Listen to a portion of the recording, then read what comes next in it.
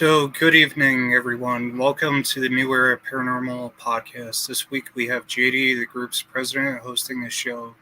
The guest for this week's podcast episode is Irene, and you're going to have to pronounce her last name.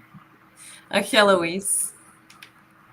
A well known medium who leads events at Lilydale, who will be a special guest for an upcoming Psychic Showdown event, and has been featured on a Spirit Realm Network series named Forsaken Souls. She will be joining me going forward as the co-host for the New Era Paranormal podcast series. So, Irene, can you tell us about how you got started with the paranormal field? Whew. You know what? I think like a lot of people that find this field interesting and have devoted a lot of time to it, experiences when I was younger, growing up, and especially, the medium side of things. So having those experiences too, never being able to, have that, the ability to communicate that to anybody and have that support system. And, where, it was taboo to talk about the paranormal world. So it just, sparked a lot of curiosity as to what's happening on the other side.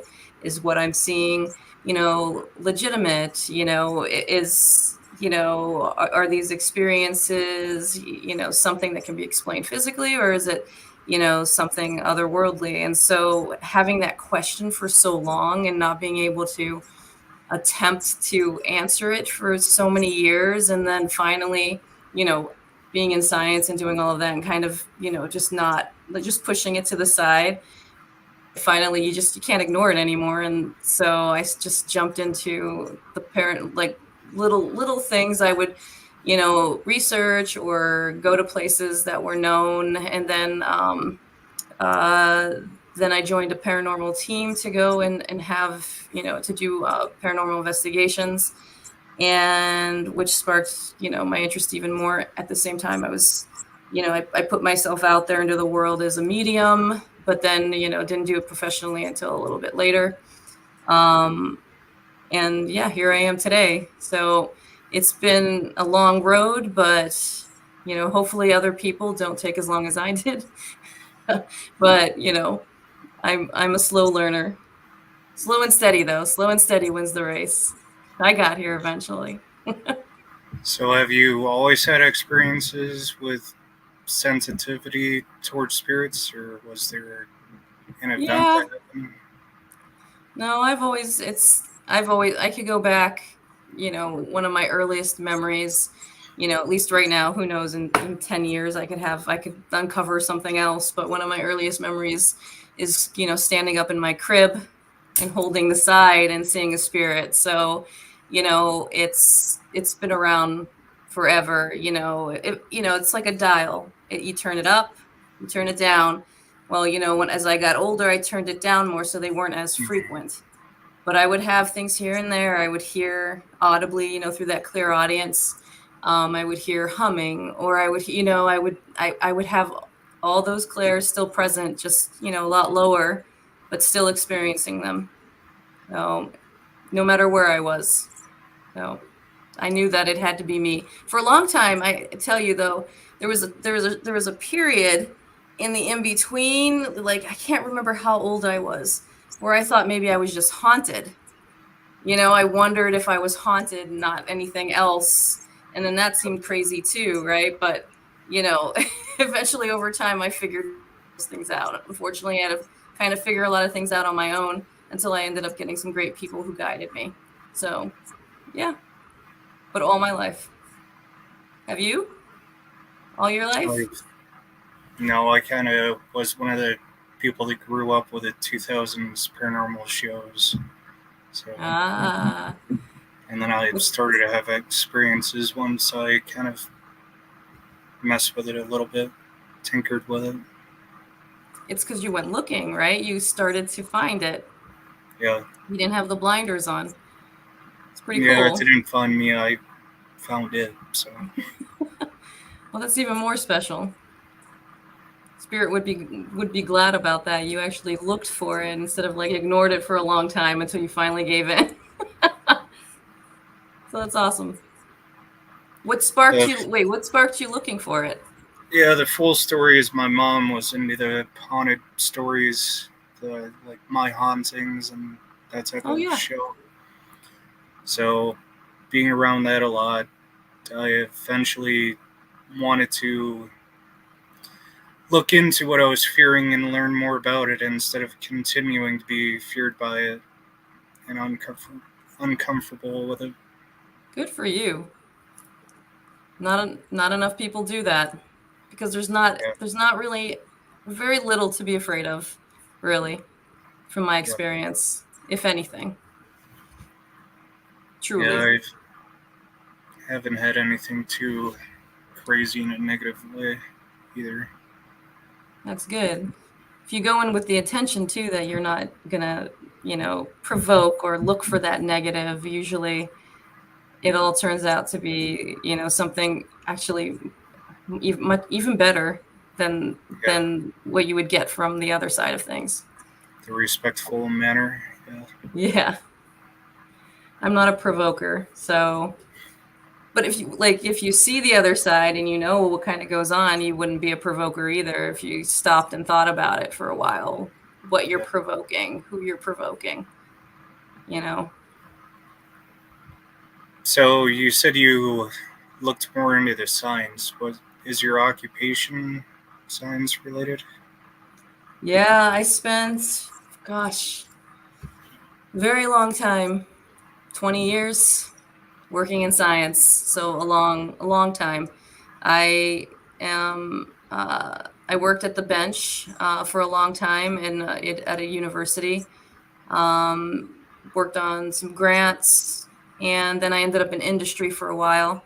And that side was a little different. It wasn't like the scientific research. It had a little bit of it, but it was more of kind of like testing sciences, making sure products were working properly, problem solving those products. And so, having it's kind of weird. So having that kind of life for such a long time, your brain is trained to think, okay, let's run this down first. Let's figure out what could be causing it. What are all the outliers? Is this, is this repeatable? Has it been repeated? Can we get it to repeat? And it's kind of interesting. My own personal, like that spiritual side, the paranormal side, they kind of came together. So the journey started like this, but kind of came together. And it's because that analytical side of myself couldn't reason it away anymore after all the experiences that I had. So, it actually led me back to where I started. No matter how far I tried to drift, spirit brought me right back. But you know, for me, I worked a lot with like it's not the physicist side of things, even though I have an interest in that based on this, but it was more like DNA work, that type of stuff. So, and like analytical chemistries and things like that. So it helps me in the paranormal investigation side of things too, because I don't get too, I know I see things, right, but I don't get too excited when something comes through on like an EVP unless I know for sure that it's nobody else, or not, there's no background, there's no anything happening. As long as we can reason things away, then it helps with that part of things. Yeah, you use the scientific process a lot by the sounds of it. Yeah. I have a hard time sometimes too. A lot of people, talk the science, but don't care about the process of the science.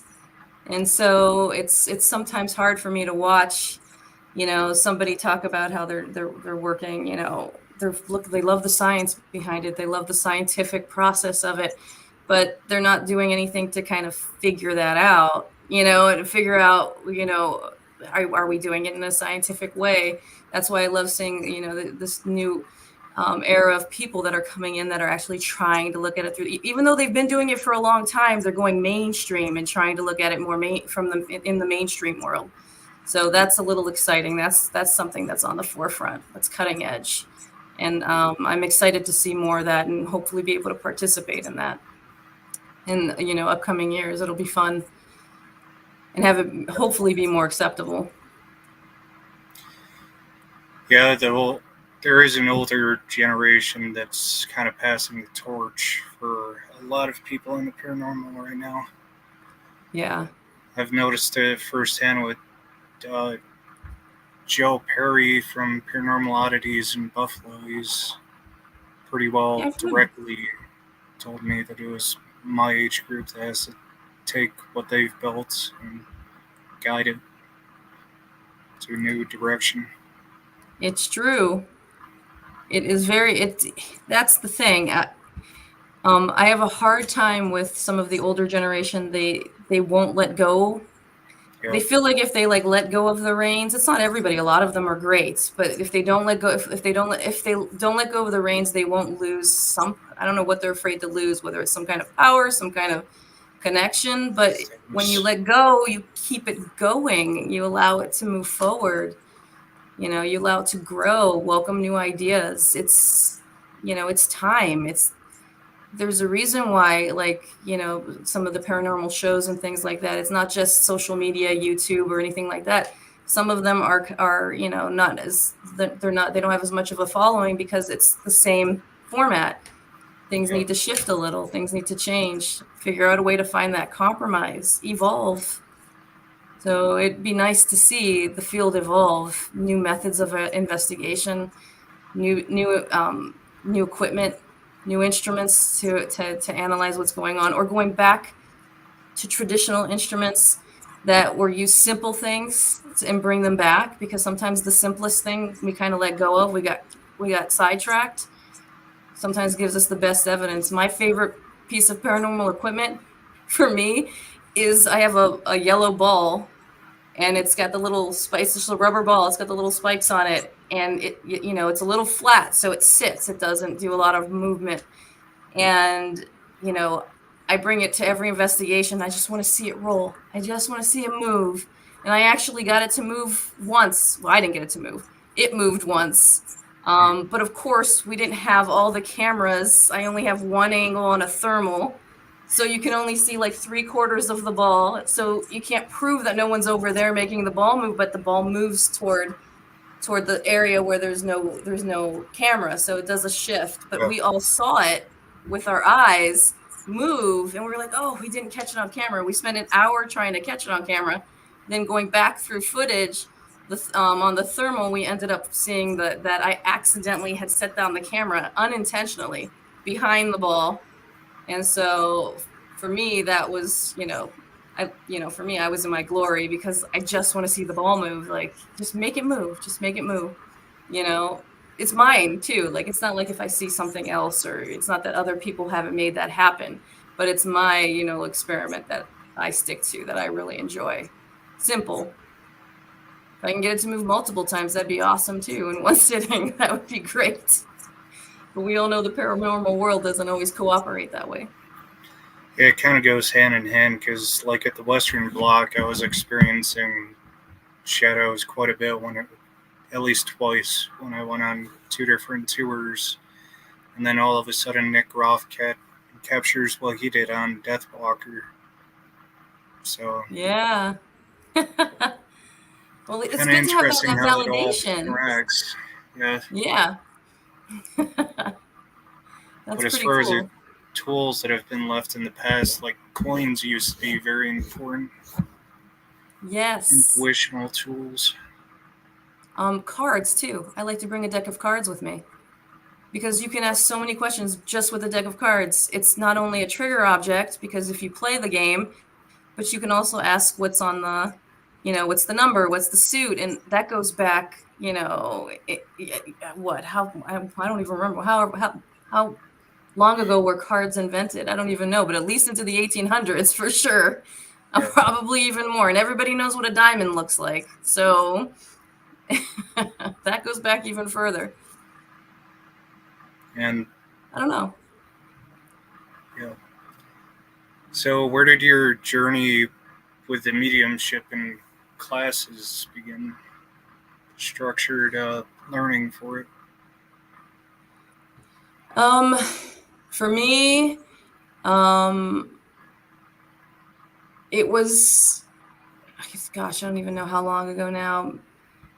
I've always had the mediumship, always had the experiences, but when I wanted to validate myself and fine tune how I read, what I saw, and open myself up even more, because I had that wall, I built it. It helps with the Yeah. mediumship. That compartmentalization really, it helps in, this is the spirit world, this is my world. It helps with those boundaries. But, I had to first figure out how to let the wall down, and then use it for my benefit, like put it back up and use it for my benefit and use it for good. Mhm.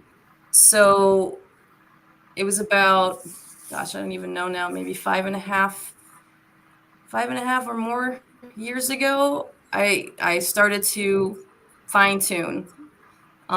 Professionally, it's been like 2.5 years where I'm actually professionally, paid to, to read. I don't charge for, like, when we go out and we investigate like residences and things like that, we don't charge. Yeah. So, but so that was before. But in terms of, sitting, going to events, doing readings in, public, getting paid to do readings, that all started about 2.5 years ago. But, you know, however many years back, I, um, started under Cindy Kaza, moved on, and I'm, to other, I had some other teachers, but then I had an advanced teacher, and I became certified in advanced mediumship through Aaron Cube and Tina Pandeli. So those two mediums helped me, like fine tune I did a lot of gallery stuff, but like fine tune that gallery approach to things, like to have that confidence.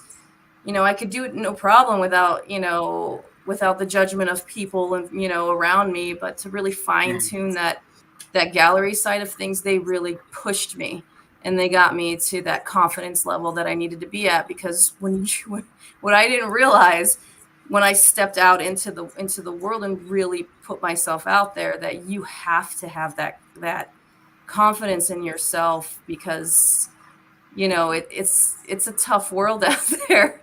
It's a Yeah. tough world, and you have a lot of skeptics too, and I'm okay with that. I'm a skeptic too at the same time. It took me years to allow myself to truly move forward in what I was doing. So I have to be validated. I'll sit across from somebody, and I will in my mind still be saying, okay, I've got to give them a little more, because this isn't validation enough. So I'm valid, trying to give them as much evidence as I can to feel I've given them a valid amount of information. So, you know, it's a tough world out there as a medium, but they gave me that last bit. And Cindy's always been supportive too. And, you know, they're just a great group of people willing to mentor you, and that's the beauty. That's, what we were just talking about. Some are pull back, they try to kind of control the reins, and then you have others that are like, go and flourish and grow, and they just water you. And it was a great experience for me in that growth phase, going from Yeah. hiding and being a quiet medium to being a medium in the world. They really helped me. I hope that answered your question. I kind of went off on that. The My, validation helps a lot. And, oh gosh, I don't even know how many readings now later. I've I don't even know how many readings I've done now. A lot of readings. But, all these readings later, you still have to work. You still have to make sure you separate yourself from your work. That ego side of things, you really have to like let that go.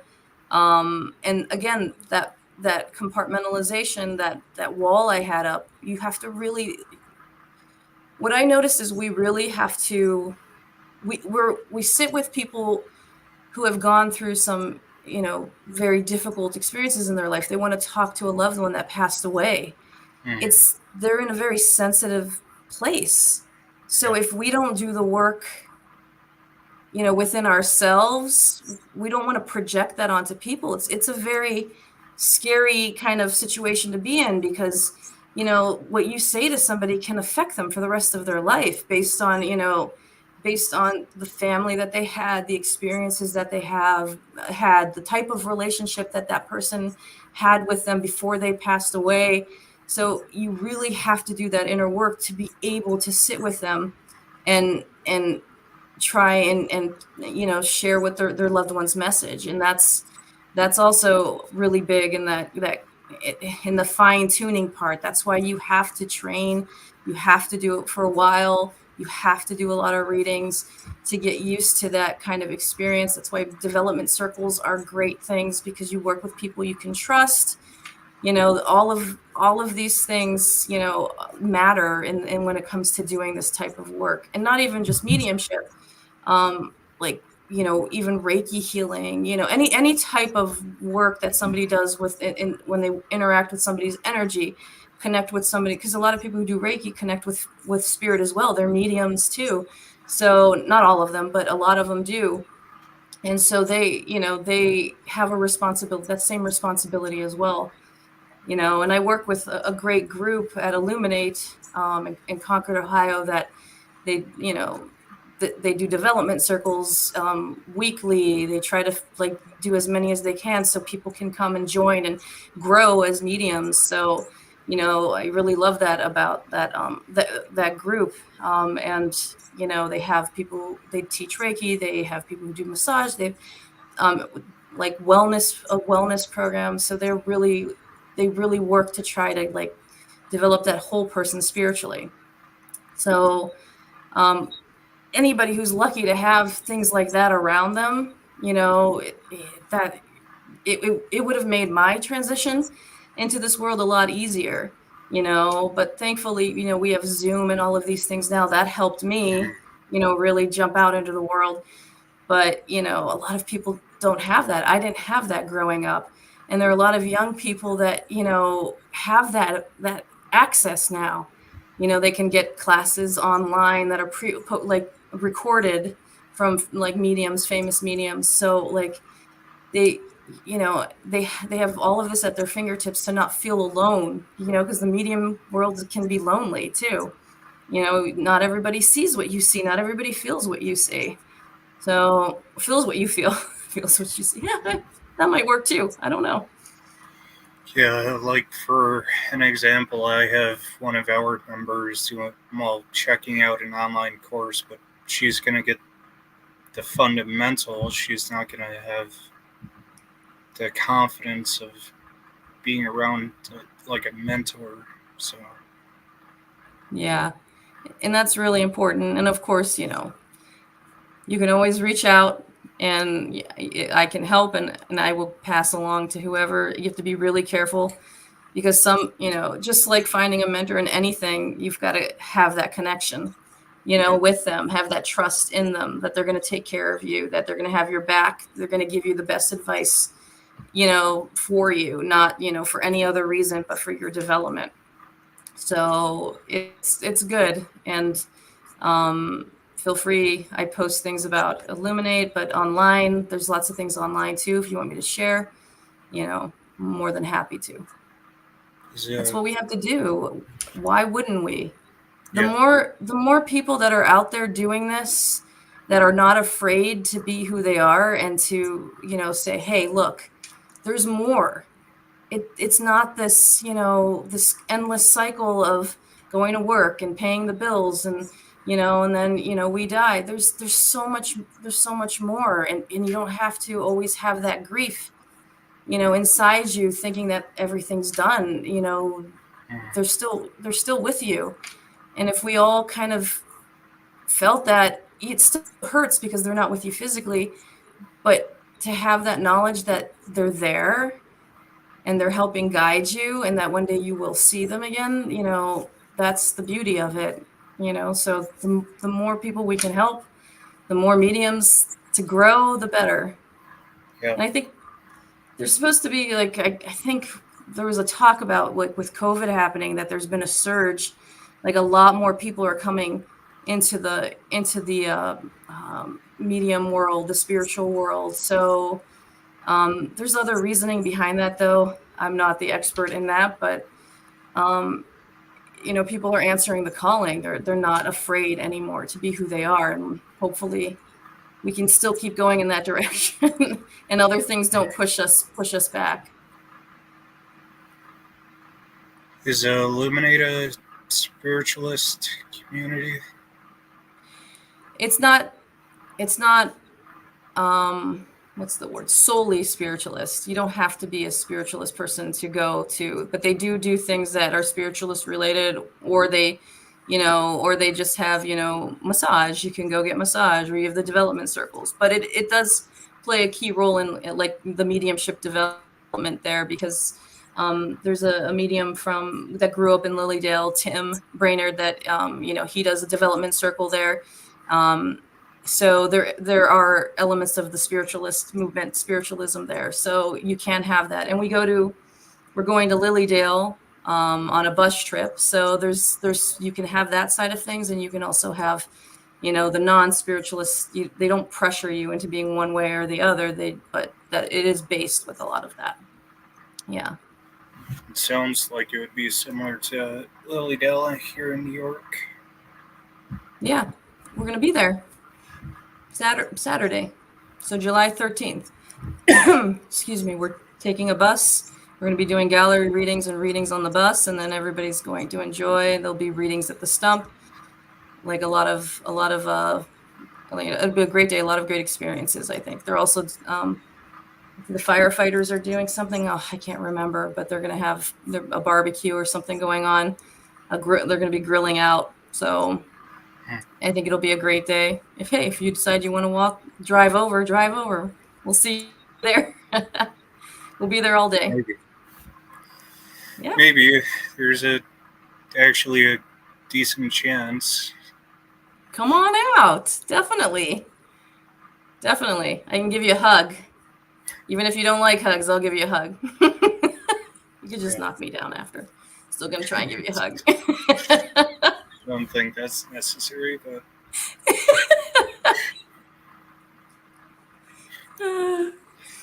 welcome to the mind of Irene. There you go. Attack hugs.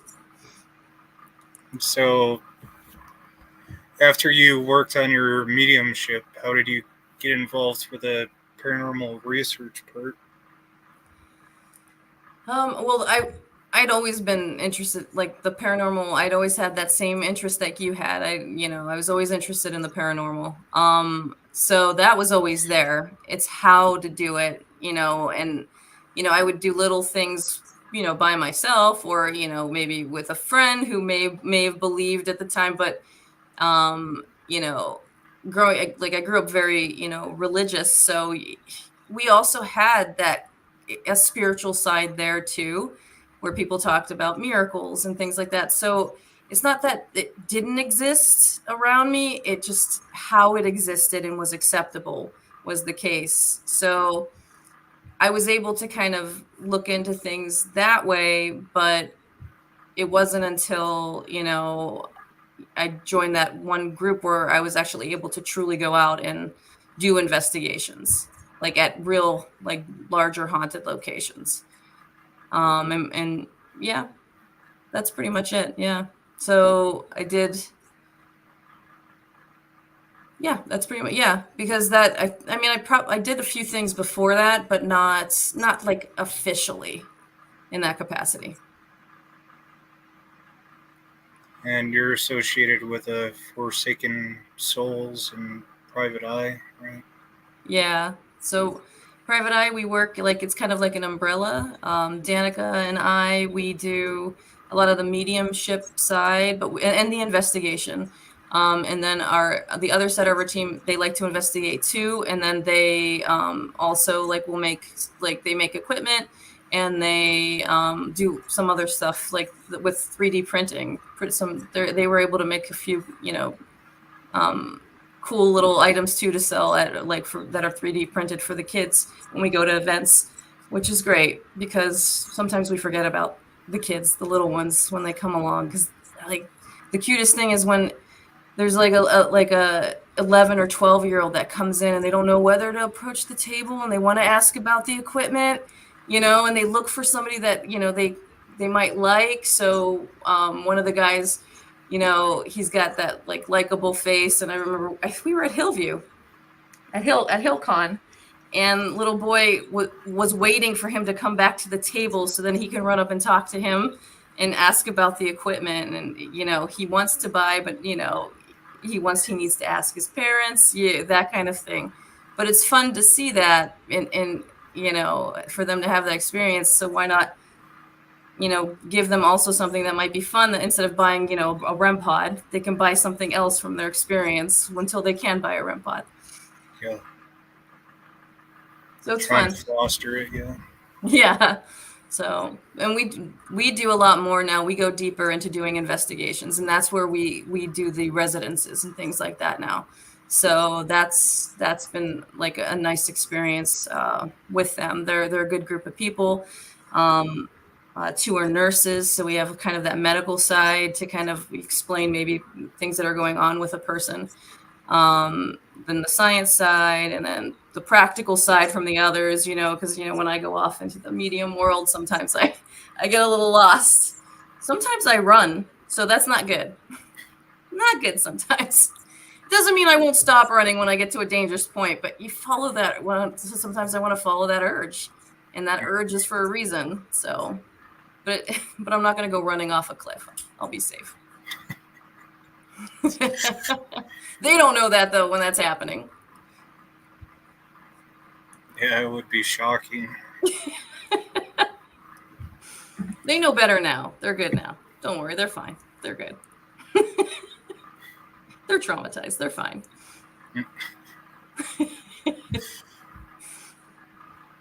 So what about the Forsaken Soul Paranormal?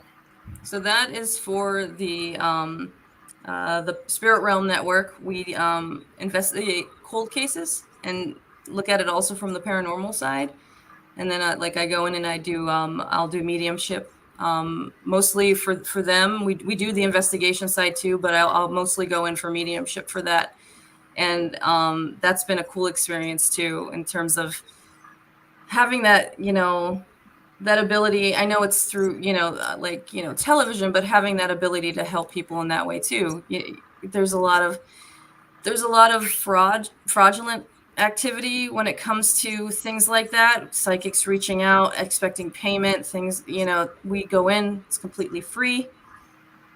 You allow us to do the investigation. We try and help you the best we can, and, hopefully there's a good outcome in the end. And we've had a couple nice experiences. So hopefully we can air and continue doing that, and, keep helping people, at least in that way.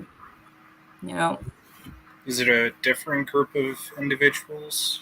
Yeah, so that would be Jacqueline and John, and I, and we go out and we investigate. We have some other people that are with us while we do it, but it's pretty much the three of us go out and do the filming for the show. So it's been fun. It's been a good experience. It's interesting too, so many, I don't know if you've experienced this, but different types of investigation, or investigative methods, right? So I might pull out and set on a table, I'll set out a REM pod recorder, multiple devices, and I'll be videoing at the same time. They like to use the spirit boxes and things like that, and I use them as well too. I use the Phasma box. I like that device, so I'll use that piece of equipment. I like to kind of use different types of devices to try and get different possibilities. Mm-hmm. So they do a lot more on that side of things, which is pretty cool. So, and of course the yes no devices as well, things like that. But they like to go into that area, and for me it's fun to have that experience, but to also see how all the different people investigate.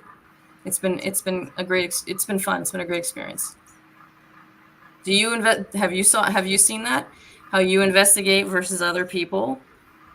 Have you had those experiences? I Yeah. mean, I'm sure everybody has, but have you had anything drastic like you would never use versus what somebody else might use?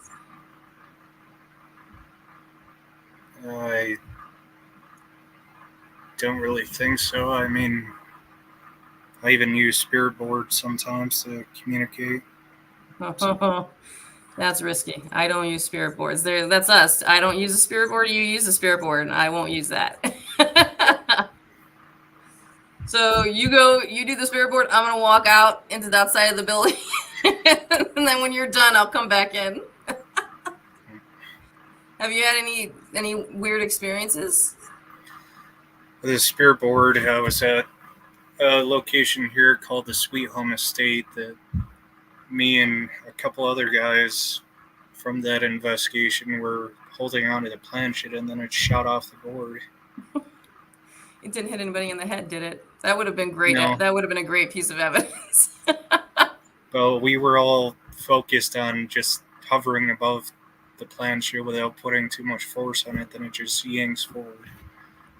How far did it go? A few 5 inches, maybe. 2 inches. Interesting. You could hear the friction and everything from it. Yeah. Anything else happen after that? Oh, yeah. One of the members there, we ended up doing the spirit board again, and the biggest guy actually that was in the investigation got his leg pulled by something. Oh yeah, there's the physical experiences. It sounds pretty. That's I expect that to happen. Yeah, As long as that he was a wasn't few hurt. years ago now. We've But it's also memorable. run into a poltergeist at an antique store that we filmed at that made a loud bang noise after we acknowledged the first one. Then it made a second one that was much louder and it wasn't quiet. So Yeah. I had that same experience. This was at a residence with the pounding. But they actually experienced it like on the outside of their house. That was a big thing for their experience. That's, a scary experience when it comes to the things that we know and have seen, especially in pulp culture. But like the pounding on the outside of the house, and that could be scary, especially when it comes back forcefully. That's a scary experience. It's not like dut dut dut dut dut, and then you get dut dut back. It's very different. yeah, we were filming the first one. We kind of just wanted to acknowledge, not overreact. The second one we weren't expecting, and that was much louder. So that Yeah. was rather scary. Trying to think. Have you ever had anything fall down or, weird things like that? Experiences? Anything get thrown off a shelf in that poltergeist experience? Or did they have that kind of activity? They had a rake item in one of the booths for the antiques that it fell over. It was forcefully moved over. Yeah, that's when something's heavy and it moves or it goes with force. That's an interesting experience. That's an anomaly you can't really explain because it's not like a gust of wind came in and knocked something heavy over. If it wasn't a storm or something like that, that's an interesting anomaly. And the banging, and there was nothing around, nothing that you think that could have banged that hard back. Not an HVAC system, not a radiator. It was No, not just, that's it, dead silence, and then the bang. yeah. That's pretty cool. Were you able to pinpoint kind of what could have been causing the poltergeist, or do they have an idea of what's causing their poltergeist? For that case, it was basically there was a lot of activity at that location, including a portal, and the poltergeist got very interested in a young lady that was there, so it started to act up. Okay. but they don't think the young lady, like a PK manifestation or something like that, like a psychokinetic thing. They think it's poltergeist related, like a different, like coming from somewhere else. It had the qualities of a poltergeist. It wasn't negative, really, Okay. but it was present and it was loud, just like the description of a poltergeist is a noisy spirit. Okay. It was definitely noisy. You know what? I just rewatched Poltergeist, the original with Joe Beth Williams and Craig T. Nelson. I just rewatched that, so that it was interesting to see it again. And Tangina the medium, so it was fun. But the crazy part, the part where the chairs, you walk away, you come back, and the chairs were all moved. Like for me, that's kind of one of those experiences that I don't want to have, but I want to have. Or when you leave the kitchen and come back, and all the drawers are open, and the cabinets are open. So I had that one time. Where was I? I was at a historical society, and I walked out, came back, and the cabinet was slightly open. But I couldn't prove for sure, I don't remember any of the cabinets being open. And then coming back in and the cabinet was open, but I can't, we didn't have a camera on it. We didn't have anything. So I can't solidly say that happened, but I did have that, at least a little minor experience like that in that way. I don't think it was a poltergeist though. I think it was just something, some spirit related. But and Poltergeist the movie too. Like for me, I like we were like we were watching it, and and we're is this technically a poltergeist with some of the things that were happening and how they were explaining it? When you go back to watch it after all of these years, you kind of start to go, wait a second, are they analyzing this correctly? What's going on?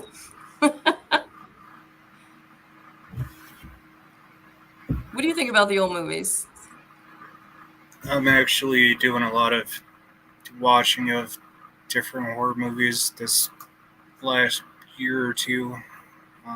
Starting with the classics, going to the modern iterations, like Chucky, Texas Chainsaw, all that broad array of stuff. Oh, you'd be making Adam Began happy.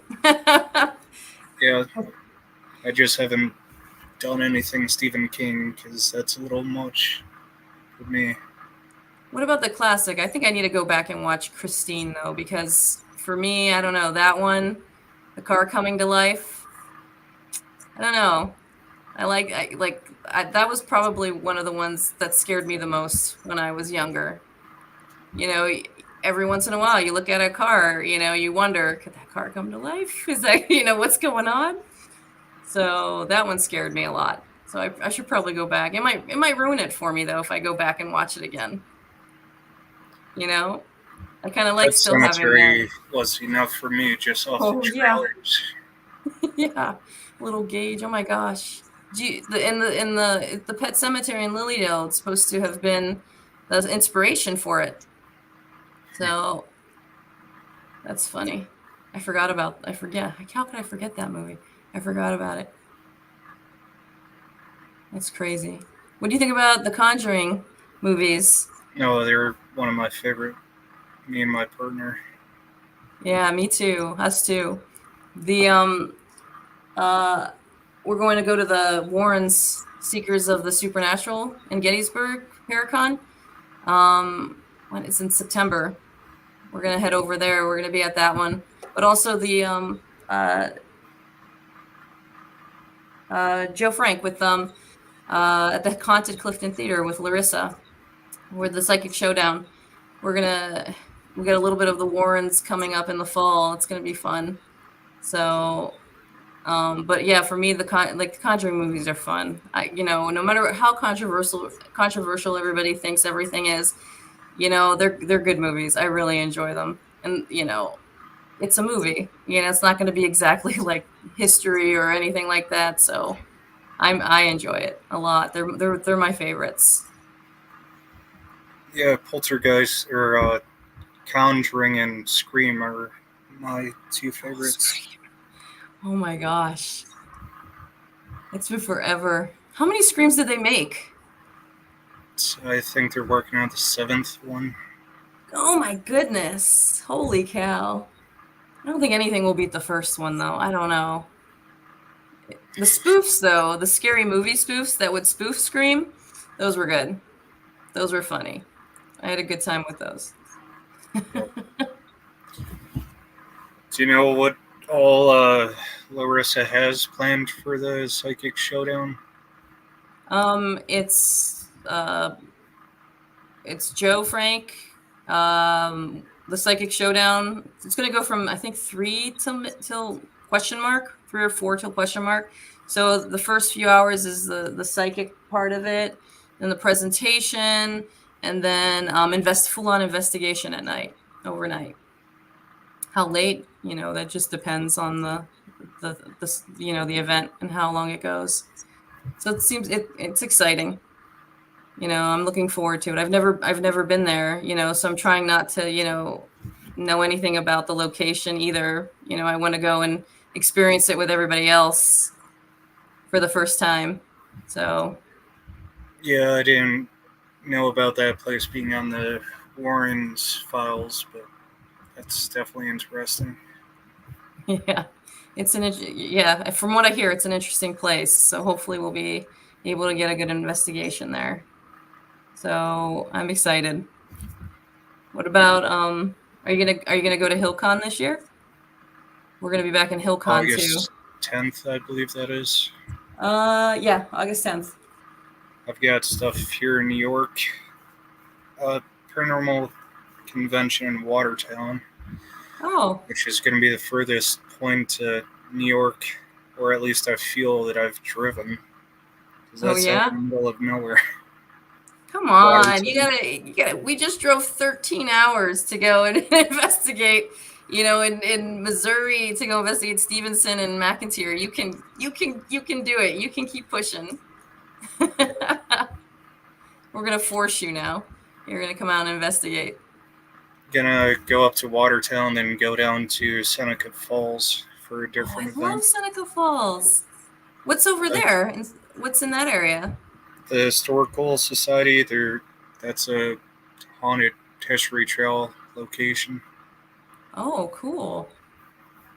I've Wow, I've spoken to the never. place for quite a few years and wanted to make something happen, but I haven't been able to until now. So Oh, that's awesome. That's a yeah, beautiful area too. It's a great place to investigate, and definitely in August, right? Watertown and Seneca Falls, not in the winter time. No, not in the. yeah. Ah. Are you going to so you're going to do the trail? Are you going to do is it multiple locations, or is it the trail, the historical trail, or the historical society? It's just the Historical Society Okay. itself. Okay. Well, that's cool.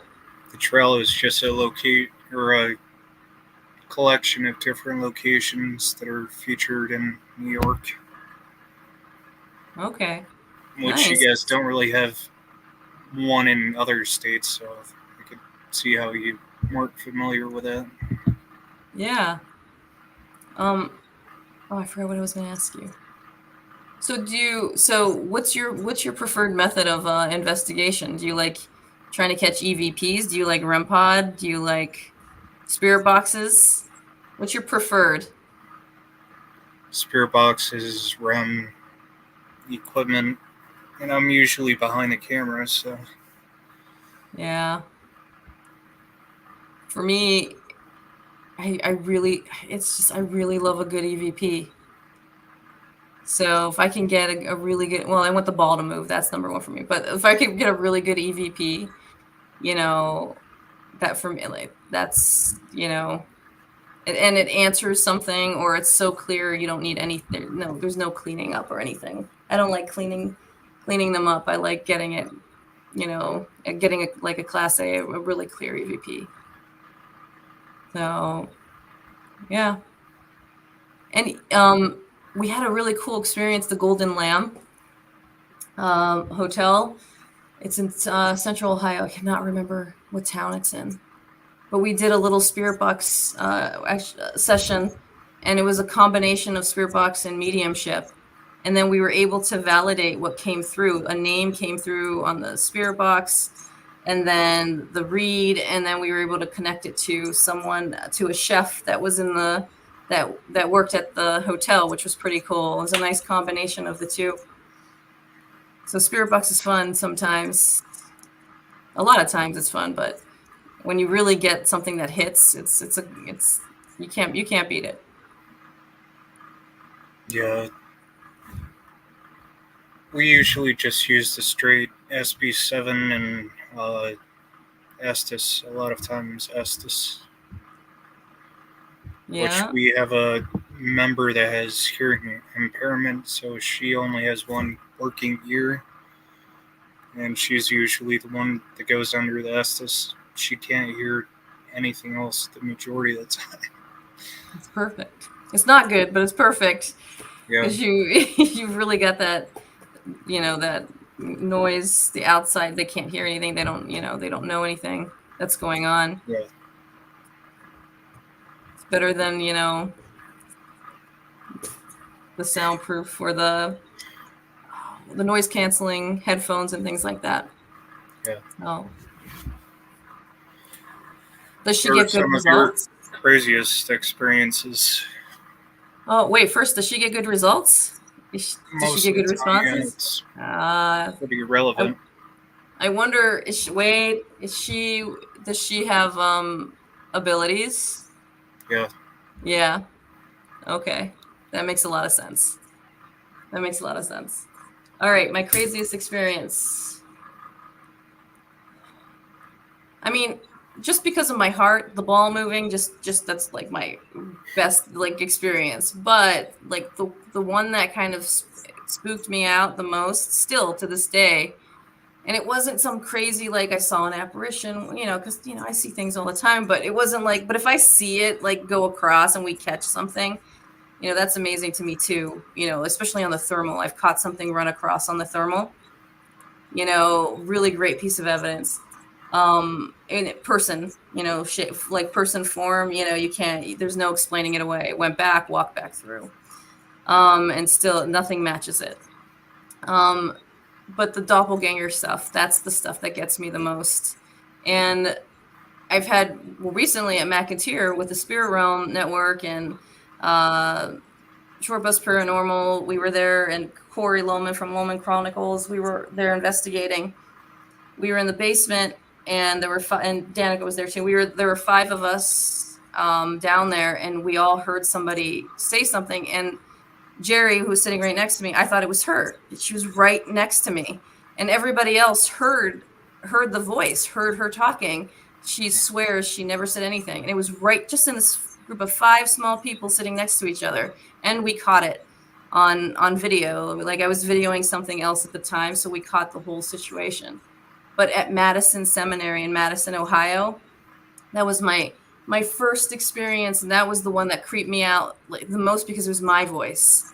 So we were all going down a stairwell, private eye people, like Danica and I, we were all going down the stairwell. A couple other people came with us too to investigate, and the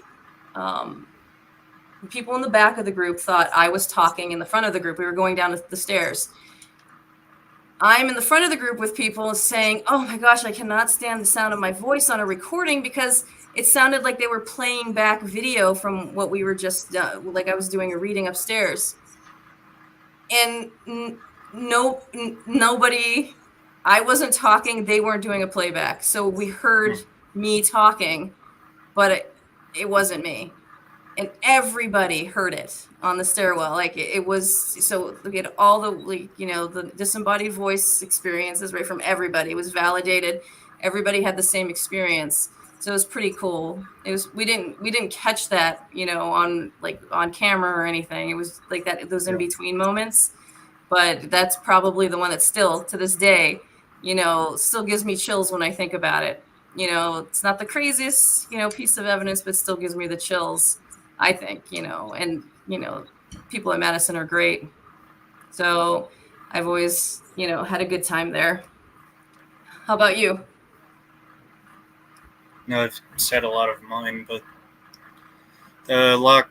Oh Well, yeah, your the Planchet experience. No, there got to be another one. You've got to have something else. I feel like you have the something else. yeah, here locally there's a poorhouse that's well known that's abandoned, but I happen to know the owner. That place was actually a place where I caught an apparition on camera, which doesn't happen very often at all for anyone. So on camera, not on thermal. Yeah, on actual camera. That's nice. What were you You can thinking? What was going through your mind? Did you catch it? Did you see it, or did now you catch it after? after the fact. Ah, I'm pretty sure there was still a celebration with my family and my partner, but that's still good. That's fun. it doesn't happen a lot, even though I still think about because I still want to investigate. I've never been to Eastern State Penitentiary. I can't really do like a lot of. I mean, I still can do mediumship in there, but I know the history of it. But what was it, ghost hunters or who was it that caught that apparition on the walkway, and like it almost looks like his coat swings. It was a full body apparition. I still to this day, that was how many years ago, still remember seeing that piece of evidence that they caught. So yeah, there's nothing like that for sure. yeah, There's no explanation, there's no filters. If it's not light passing through, I mean, if it looks like a person, you can't really explain that away. So like a shadow person, sometimes if you see a shadow person, you can say, oh, somebody can question you and say, oh, maybe light, maybe this, maybe that. But I mean, yeah, that's a good catch. it's I just want to see it. interesting. Yeah, Is it on your YouTube channel? it's not released yet to the public. Oh, you've got to share it. I want to see it. Yeah, I'll send it to you through Messenger, but I think we're going to be working with Paranormal Warehouse to send a lot of our evidence through, so it'll probably be in something with that eventually. Okay, cool. Oh yeah, I can't wait to see it. That's exciting. Yeah. All right, what else are we going to talk about? How much time do we have? It's up to you. We're almost at an hour, so. Do you have anything else you want to ask before we head out? We covered a lot, so not sure. Did I talk your ear off? Are you ready to have me talk for at least the next episode, or the next many episodes to come? Yeah. A lot of time to develop our hosting characteristics. Oh yeah, we're gonna have a good time. And got a lot of future episodes to look forward to with a lot of neat teams. We do. We've got a lineup coming. We still have to work out getting the dates going, but yeah, we have a lot of people interested in jumping on. I'm excited. Yeah. Some friends from the Spirit Realm Network too, so it's gonna be fun. And people from the Illuminate that I talked about. So friends, I can't wait to talk about their experiences. A friend of mine from another podcast, The Witching Hours. They've been around for a while. They've got some great stories to share. They're fun. They're always fun to have. Like, I've been on their podcast. They're always fun to have around. So I'm looking forward to it. Are you looking forward to it? Are we going to have fun? I'm going to try to loosen up, try to have some fun with you guys. Oh, you be you. Just be you. No loose. You don't have to. You be you. I could be crazy for both of us, or I could be the tough guy and straight person. And not straight person, but I could be the straight person. And you could be the fun one. We'll figure it out. Yeah, Well, So I think I'm gonna wrap this up. Do a little all bit right. of an outro. That sounds good. Oh, can I also Lake Erie Hallowfest in Sandusky is looking for some vendors and people to come out. Speakers. So they're October 5th. So that's for a good cause too. You can go on my Facebook page and find that I posted their flyer for it. It'd be nice for them to have a great turnout as well. Not that I doubt that they'll have a good turnout, but it's for a good cause. I was looking into it. I might sign up for something. Nice. We'll get you to drive. You can drive halfway. We'll pick you up and we'll take you the rest of the way if you get too tired. I'm up for the long drives. Just need to have something to look forward to. Like snacks or something to investigate. For me, it's snacks. Something to investigate. Something to have fun with. Oh, well, you'll have fun. Especially if you come out this way, we'll have fun. All right. So thanks everyone for joining us for this episode of the podcast. We hope you were able to learn something new during this video. We will be hosting more podcast episodes soon, so keep an eye out for our upcoming guests. And have a good night. Good night.